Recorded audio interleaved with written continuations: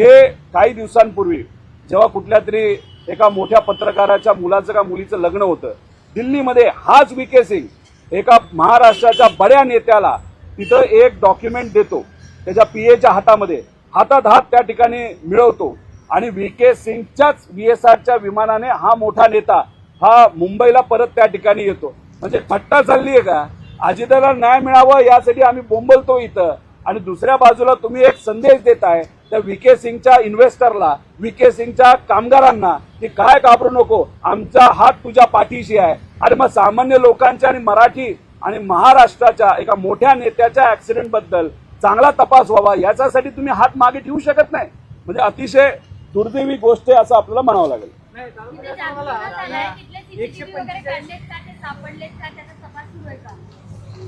हे सगळं आम्ही CIDला गेल्या वेळेसच विचारलं होतं. त्यांनी आम्हाला सांगितलंय हो आमच्याकडे काही CCTV एअरपोर्टचे आलेले आहेत, त्याच्यामध्ये आम्ही सगळं बघितलेलं आहे, असं आहे तसं आहे. पण काय एक्झॅक्टली बघितलंय, कोण तिथं होतं, कशा पद्धतीने ते दारू ते टेस्ट असते ती कशी घेतली होती, ती विमानात घेतली होती का बाहेर घेतली होती, आमच्या टाइम अनुसार म्हणजे AIBचा रिपोर्ट आला त्याचा अभ्यास केल्यानंतर विमानामध्ये जे अलाउड नाही विमानामध्ये दारू प्यायची टेस्ट त्या ठिकाणी झाली होती, म्हणजे पिले का नाही हे बघण्याची. त्यामुळे हे जे काय आहे त्यात बऱ्याच कन्फ्युजिंग गोष्ट आहेत. पण काय कुठंतरी या सरकारचं ठरलेलं आहे की विलंब करत राहायचं, लोक विसरून जातील. जसं एक महाराष्ट्र भूषण पुरस्कार मध्ये 14 गरीब माणसांचा मृत्यू झाला, SIT झालं, काय झालं पुढं, मग त्यानंतर तिथं नाशिकमध्ये 70 हनी ट्रॅपमध्ये अधिकारी आणि नेते अडकले, त्याचं काय झालं, थराद प्रकरण हे आता कुठेतरी बाजूला सरलं गेलं. आणि आता भोंदू भागेश्वर बाबाचं प्रकरण त्या ठिकाणी सुरू झालं, त्यानंतर गायकवाडचं प्रकरण सुरू झालं. म्हणजे कुठेतरी सत्तेतल्या लोकांना असं वाटतं की अजितदादांचा ऍक्सिडेंट लोक विसरतील, दादांना विसरतील, पण ते कुठल्या तरी स्वप्नात आहेत असं आपल्याला म्हणावं लागेल.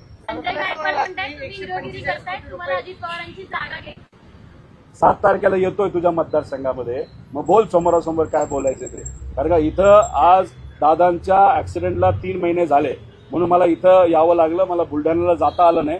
पण मी तिथं 7 तारखेला हे जिजाऊ मातेच्या भूमीमध्ये आणि अनेक मोठे संत, लेखिका शिंदेताई ज्यांनी महिला व पुरुष समानतासाठी त्या ठिकाणी ग्रंथ लिहिला, आणि याच महिलेचं ज्याचं नाव आपण सर्वजण आदराने त्या ठिकाणी घेतो, त्यांच्या शहरामध्ये हे जे कुणी महाशय आहेत गायकवाड, हे महिलांबद्दल खालच्या लेवलला जाऊन बोलतात, म्हणजे त्यात तलवारीचा उल्लेख करून वगैरे. म्हणजे हे महाराष्ट्राची दुर्दैवाने वस्तुस्थिती आज काय आहे हे बघून घ्या. मला एक अजूनच सांगायचंय, म्हणजे आम्ही जेव्हा म्हणतो FIR केला जात नाही, अजितदादांच्या बाबतीतला FIR झाला नाही. कोल्हापूरचा प्रशांत, त्याची जी विनंती होती आई बहिणीबद्दल अतिशय खालच्या लेवलला जाऊन बोललं, महाराजांबद्दल बोललं, गायकवाडावर FIR त्या ठिकाणी झाला नाही. त्यानंतर बागेश्वर भोंदू बाबा जो आहे महाराजांबद्दल अतिशय खालच्या लेवलला जाऊन बोलला, तुकोबरायांबद्दल बोलला, पण त्याच्यावर कुठे FIR झाला नाही. पण मग हर्षवर्धन सपकाळ बोलत असताना शाब्दिक कुठेतरी त्यांच्यामध्ये गल्लत झाली, त्यांच्यावर FIR झाला. त्यानंतर विधान भवनमध्ये आमचे जे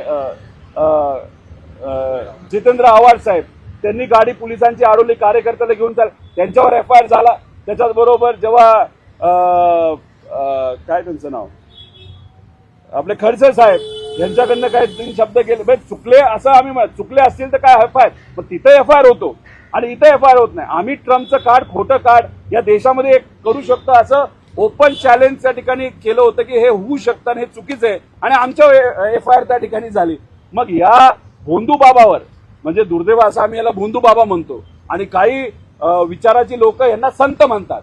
म्हणजे संत परंपरेवर एक तर घुसखोरी होती चुकीच्या विचाराची, त्या संत परंपरेच्या एका मोठ्या संतांवर, तुकोबरायांवर हा भोंदू काय असेल नाव काय, बागेश्वर जर खालच्या लेवलला जाऊन बोलत असेल त्याच्यावर कारवाई होत नाही. ह्यांना तुम्ही संत म्हणून नागपूरमध्ये कार्यक्रम घेता, हे दुर्दैवी गोष्ट आहे. जो महाराजांबद्दल असा बोलतो, मला खरं तर एक सामाजिक कार्यकर्ता म्हणून लोकांना विनंती करायची, तुम्ही जर ह्या गोष्टी सहन करत राहिला तर मग हे आपल्या हाताबाहेर जाणार आहे. उद्या जाऊन महामानवांचाच आदर या महाराष्ट्रामध्ये ठेवला जात नसेल तर गरिबांचा आदर या महाराष्ट्रामध्ये आणि महिलांचा आदर कसा ठेवला जाईल याचा विचार हा आपण सर्वांनी केला पाहिजे. दादा, तुम्ही जो CID तपास झाला पाहिजे अशोक खरात प्रकरणात म्हणताय, जादू टोण्याबद्दल हे बोलताय की महिला लैंगिक अत्याचाराचं प्रकरण पण CID कडे आलं पाहिजे असं वाटतं तुम्हाला? कोण? जो खराचा तपास सीआयडी कडे आला पाहिजे असं तुमचं म्हणणं आहे. तो जादू टोण्याचं प्रकरण आलं पाहिजे की लैंगिक अत्याचाराचं देखील प्रकरण आहे? हे बघा, माझं एवढं मत आहे की दादांच्या ऍक्सिडेंटशी आणि ते जे काय खरात बोंधू बाबा आहे याचा कुठेतरी संबंध दिसतोय. अजितदादांचं एन्क्वायरी करत असताना आता ह्यांना जबाबदारी दिली ना सीआयडीला, संत गतीने तुम्ही काम करता, जरा स्पीड वाढवा. आणि मग दादांचं ऍक्सिडेंटचं आणि खराताचं कुठेतरी संबंध या ठिकाणी दिसत आहेत.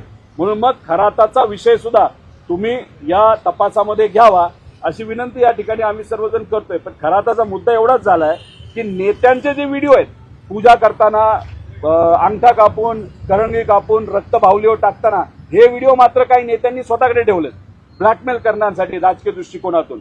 आणि सामान्य महिलांचे व्हिडिओ मात्र तुम्ही पब्लिकली तिथं प्रसिद्ध करून टाकता. अरे हा कशाला तुम्ही असा भेदभाव त्या ठिकाणी करताय? खरं काय लोकांसमोर तिथं आलं पाहिजे, पण दुर्दैवाने त्या ठिकाणी येणार नाही. म्हणजे बोंधू बाबा हा असा आहे खरा की 10 वर्षात 2000 कोटीची प्रॉपर्टी केली. म्हणजे आता तुम्हीच तुमचा विषय घ्या की तुमची प्रॉपर्टी 10 वर्षात 2000 कोटीची होऊ शकते का? त्यामुळे कुठे ना कुठेतरी या बोंधू बाबाला सरकारी वरदास्त असल्यामुळे एवढा मोठा पैसा हा कमवू शकला आणि कुठे ना कुठेतरी काही नेत्यांना वाचवलं जातं. राज्य सरकारनं VSR कंपनीला दिलेले आहेत. तुम्ही असाही उल्लेख केला की काही नेते बारामतीमध्ये आलेले होते, काही नेत्यांच्या चेहऱ्यावरती हास्य पाहायला मिळालं, ते नाटक करत होते. दादांच्या अपघातानंतर जे पैसे जे आहेत ते VSR कंपनीला मिळाले म्हणून नेत्यांनी केला का? नाही, या खोलात अजून मी काय गेलेलो नाही. मी नाटक करतात म्हणजे जी भूमिका खरं तर आज या सर्व नेत्यांनी घ्यायला पाहिजे होती, FIR करायला पाहिजे होता, एन्क्वायरी त्या पद्धतीने घ्यायला पाहिजे होती, CBIकडे आतापर्यंत तपास जायला पाहिजे होता. ह्या सगळ्या गोष्टी 3 महिन्यामध्ये झाल्या नाहीत. मग जर त्यामुळे उद्या जाऊन महिलेवर अत्याचार झाला असेल ते CIDकडे द्या आणि इथं येऊन जसं आपण भाजीपाला फ्रीजमध्ये ठेवतो आणि आपण लोणचं जसं बनवून महिन्यानंतर सुद्धा खाऊ शकतो, अशी परिस्थिती CIDची दुर्दैवाने त्या ठिकाणी झालेली आहे. म्हणजे अधिकाऱ्यांवर आमचा विश्वास असून सुद्धा कदाचित त्यांच्यावर कोणाचा जे दबाव असल्यामुळे ते इन्व्हेस्टिगेशन योग्य दिशेने आणि चांगल्या स्पीडली करत नाहीत असं आपल्याला म्हणावं लागेल. काटेवाडीमध्ये जे काय ब्लॅक मॅजिकचं तुम्ही बोलला आणि खराबचं कनेक्शन बोलला, तर ऑलरेडी SIT इन्व्हेस्टिगेशन करत असताना या संदर्भामध्ये तुम्ही SITकडे अप्रोच होणार मी CIDशी संपर्क त्या ठिकाणी करत आहे. मला असं वाटतं अजितदादांच्या पक्षामध्ये असणारे, जे अजितदादांवर प्रेम करणारे आणि अजितदादांसाठी लढणारे जे काही तिथं कार्यकर्ते, माजी आमदार कुणी असेल, ते उद्या जाऊन मला त्यांना विनंती करायची नाही तर कदाचित त्यांनी सुद्धा तिथं प्लॅन केलं असावं, ज्याच्यामध्ये प्रामाणिकपणे लढणारे जे आपले हे आमदार मिटकरी आहेत ते प्रामाणिकपणे तिथं प्रयत्न करतात. ठोंबरेताई आहेत, त्यानंतर बाबा पाटील आहेत, अजून काही इतर लोक आहेत, ते नक्कीच त्या बाबतीत करतील. त्यांच्याशी संवाद साधत असताना त्यांच्या मनामध्ये सुद्धा शंका आहे आणि ते SITकडे जातील असं त्यांनी काही दिवसांपूर्वी वक्तव्य केलं होतं. ते पुढच्या काही दिवसामध्ये नक्कीच जातील आणि दादांना न्याय देण्याचा प्रयत्न करतील.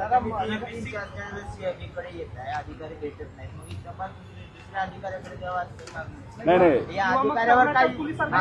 कर्नाटक पोलिसांचा FIR इतक्या गांभीर्याने घेतला जात नाही, चौकशी करून निकाली काढण्याचा प्रयत्न होते असं तुम्ही म्हणताय. नाही, आता कुठेतरी हे सर्व अधिकारी महत्वाच्या कामामध्ये बिझी होते ना.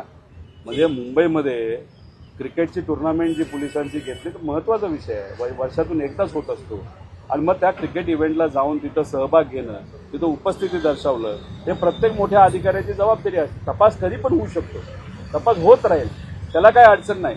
आता खरं तर इथं आम्ही सांगून सुद्धा जर एक सुद्धा अधिकारी इथं उपस्थित नसेल तर आम्ही काय इथं कुठं गवत काढण्यासाठी आलेलो नाही, काहीतरी विषय घेऊनच आलेलो आहे. आणि 3 महिने झालेले आहेत, मग 3 महिने होऊन सुद्धा या बाबतीत काहीच होत नसेल आणि अधिकारीच येत नसतील. मला तर असं वाटतं अधिकारी चांगले असल्यामुळे आणि आम्ही सुद्धा प्रामाणिकपणे काम करत असल्यामुळे आणि त्यांच्यावर दबाव असल्यामुळे आम्ही समोरासमोर आल्यामुळे डोळ्यात डोळे घालून त्यांना बोलता येत नसावं म्हणून आम्हाला कदाचित हे लोक आता अवॉइड करायला लागलेले आहेत. उद्या जाऊन इथल्या वॉचमॅनलाच उद्या आम्हाला कागद द्यावे लागतील आणि रिसिप्ट घ्यावं लागेल अशी परिस्थिती आहे. सुरुवातीला पत्रकारांना आतपर्यंत नेलं आणि आता पत्रकारांना बाहेर उभं उन्हात करतात. याच्यावरून त्यांची भूमिका समजून घ्या.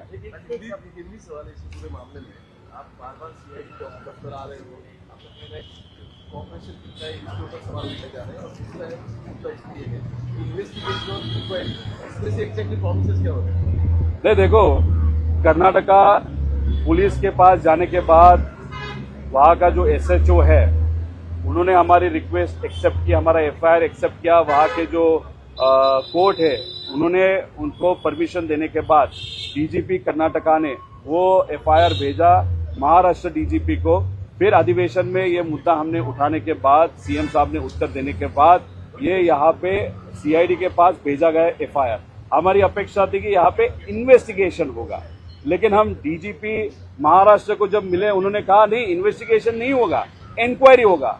मैं बोला इंक्वायरी और इन्वेस्टिगेशन में क्या फर्क है? उन्होंने कहा इंक्वायरी सिर्फ इंक्वायरी होता है और इन्वेस्टिगेशन डिटेल में जाना होता है। मैं बोला अजीत दादा का एक्सीडेंट हुआ, उसमें उनकी मौत हुई, तो इन्वेस्टिगेशन तो होना चाहिए, डिटेल में ही चाहिए। नहीं, वो बोले नहीं हम इंक्वायरी करेंगे। आज यहाँ पे सावलीत घे, सावलीत घे. ये पाणी आण रे. हे पाणी आण, पाणी आण. इकडे घे, इकडे घे. हे पाणी आण ना. इकडे इकडे बसून दे.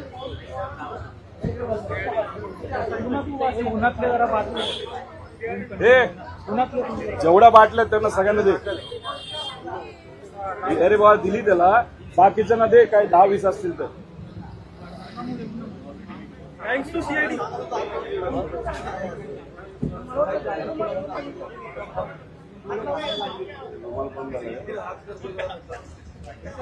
होय युवन, होय माझी एखादी गाडी दे ना तर ह्याला जायला हॉस्पिटलला.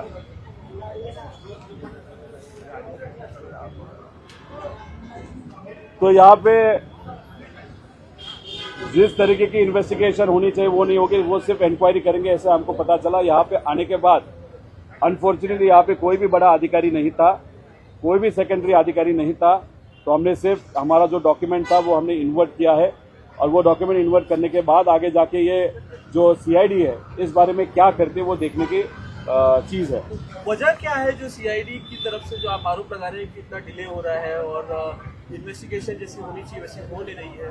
देखो, वीके सिंह को अगर पकड़ा गया तो वीके सिंह बहुत बड़े बड़े नेताओं का नाम बता सकता है, बहुत बड़े बिजनेसमैन का नाम बता सकता है, और इसमें जो दादा के एक्सीडेंट में जो कोई जिम्मेदार है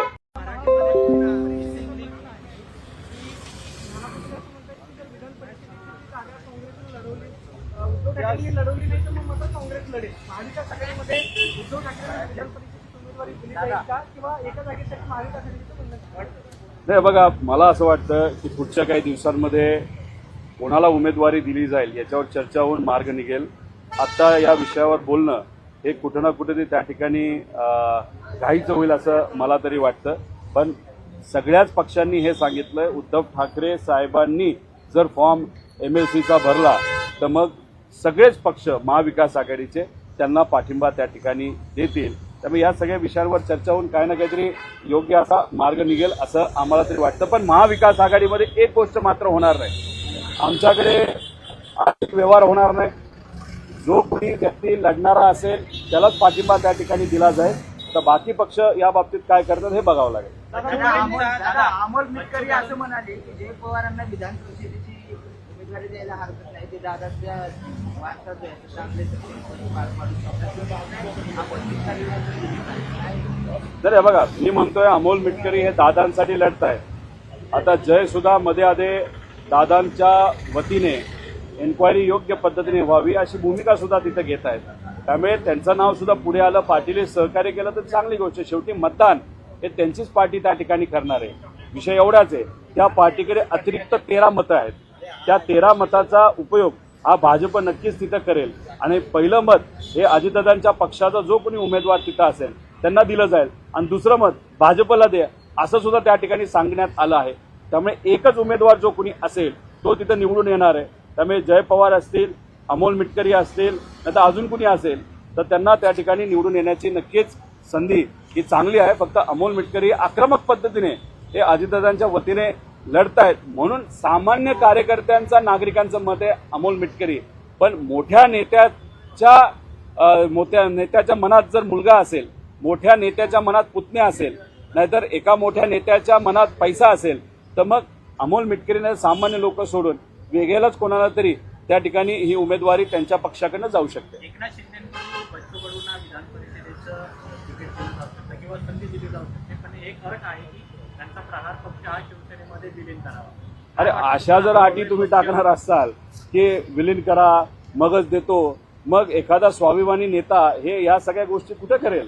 माझं एवढंच बच्चू कडू साहेबांना सांगायचं आहे, तुम्ही महाराष्ट्रात तमाम शेतकऱ्यांनी आंदोलन केल्यानंतर जूनमध्ये कर्जमाफी होईल असं सरकारने सांगितलेलं आहे.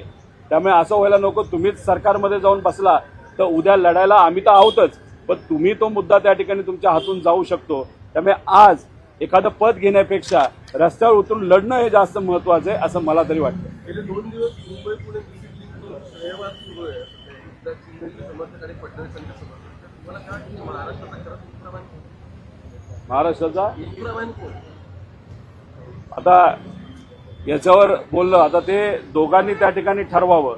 पण आमचं एवढंच मत आहे की महाराष्ट्रामध्ये इन्फ्रास्ट्रक्चरच्या नावाखाली भरमसाठ पैसे काढले जातात, इतके पैसे काढले जातात. त्यामुळे इन्फ्रा हा फक्त चेहरा आहे. इन्फ्रामॅन कोण हे लोक आणि नेते ठरवू द्या, पण या इन्फ्रास्ट्रक्चरच्या अंतर्गत 10,000 15,000 कोटी रुपये काढले जातात. हे मात्र महाराष्ट्रासाठी दुर्दैवी गोष्ट असं आपल्याला म्हणावं लागेल. म्हणजे एका बाजूला सामान्य कॉन्ट्रॅक्टरचे 1,00,000 कोटी तुम्ही त्या ठिकाणी तसेच प्रलंबित ठेवता आणि इन्फ्रास्ट्रक्चरच्या खर्चाच्या अंतर्गत गुजराती कंपन्यांना, आंध्र प्रदेशच्या कंपन्यांना, तेलंगणाच्या कंपन्याला तुम्ही मोठी मोठी कामं त्या ठिकाणी देता, त्यातून मलिदा खाता आणि मग ह्याला आपण इन्फ्रास्ट्रक्चरचं काय लोणचं घालायचं का? त्यामुळे कुठेतरी मराठी कॉन्ट्रॅक्टरचं 1,00,000 कोटी जे प्रलंबित आहेत ते तुम्ही त्या ठिकाणी पूर्ण करा. महाराष्ट्राच्या कॉन्ट्रॅक्टरला तुम्ही जर इन्फ्रास्ट्रक्चरच्या अंतर्गत काम देत असाल आणि नॅशनल हायवेची किंमत आणि तुमच्या केलेल्या रोडची किंमत याच्यामध्ये 40% तफावत असेल, म्हणजे महाराष्ट्राची कामं 40% जर नॅशनल हायवेपेक्षा वर असते तर याच्यावर समजून घ्या केवढ्या मोठ्या प्रमाणात मलिदा हा काढला जातोय. म्हणून तर नेत्यांना विकत घेणं सोपं आहे, मतदानाच्या दिवशी पैसे देणं सोपं आहे आणि मग तिथं पार पोलीस अधिकाऱ्यांपासून सगळ्यांवर प्रेशर टाकणं पण तितकं सोपं आहे.